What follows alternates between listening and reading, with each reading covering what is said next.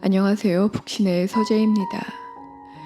영국 작가 줄리안 반스는 죽음에 관한 산문집 웃으면서 죽음을 이야기하는 방법에서 언젠가 죽는다는 사실을 의식 않고 사는 것은 큰 실수다라고 썼습니다.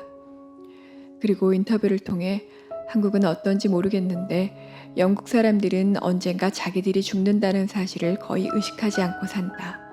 내 생각에 그건 큰 실수다. 죽음에 대한 이해 없이 인생을 이해할 수는 없다라는 말을 했습니다. 어디 영국 사람에게만 해당되는 말일까요? 보통의 삶을 살아가는 우리네 역시 죽음을 크게 의식하지 않고 살아가는 것이 일반적입니다. 적어도 나에겐 그랬습니다. 아버지가 말기암 판정을 받고 6개월가량 투병하시다 2015년 여름에 돌아가셨는데 그 6개월 동안 죽음에 대해 아무 말도 하지 못했습니다. 물론 그 전에 죽음에 대한 이야기를 나눈 적도 없었습니다. 특히 투병 기간 동안 죽음에 대해 이야기를 꺼낸다는 것은 금기처럼 여겨졌습니다. 우리는 여전히 삶을 이야기했습니다. 그러나 죽음을 회피할 수는 없었습니다. 아버지는 모두가 일상을 시작하는 어느 평범한 날 아침 그 평범함을 일순간에 깨뜨려 버리는 앰뷸런스의 급박한 신호음을 타고 병원으로 옮겨지셨고 몇 차례 응급처치가 진행되다 이내 돌아가시고 말았습니다.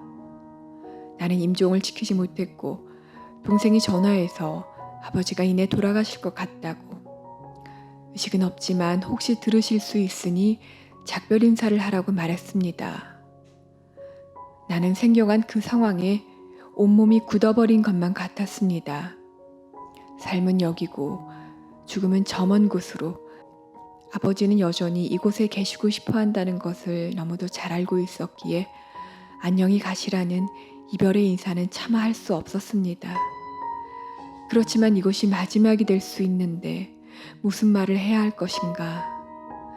나는 우물쭈물 문장이 되지 못하고 언어가 되지 못하는 말들을 입안에서 웅웅대고 있었습니다. 아마 그랬을 것입니다. 왜 우리는 죽음이라는 엄연한 사실을 망각하고 살까요? 죽음을 망각한다고 해서 죽음이 오지 않는 것도 아닌데 말입니다. 죽음을 망각할 만큼 사는 것이 바쁘고 또 행복해서일까요? 죽음은 임박해서 생각해도 충분한 것인가요? 미리 언제 올지도 모르는 죽음을 의식하고 행동하는 것은 과연 시간 낭비인지요? 삶만이 소중하고 죽음을 생각하는 것은 의미 없는 일인지 묻고 싶습니다. 17세기에 그려진 네덜란드 정모라에서 그 답을 찾아보고자 합니다. 당시 네덜란드 화가들은 죽음의 풍경을 정모라로 그려 집 안벽에 걸어놓고 지나가다 언제든지 죽음을 상기했다고 합니다.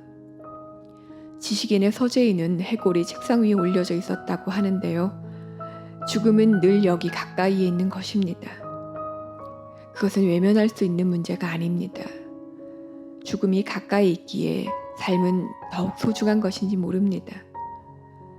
그래서인지 그 시절 네덜란드 사람들은 보다 현실적으로 이승의 삶을 살았습니다.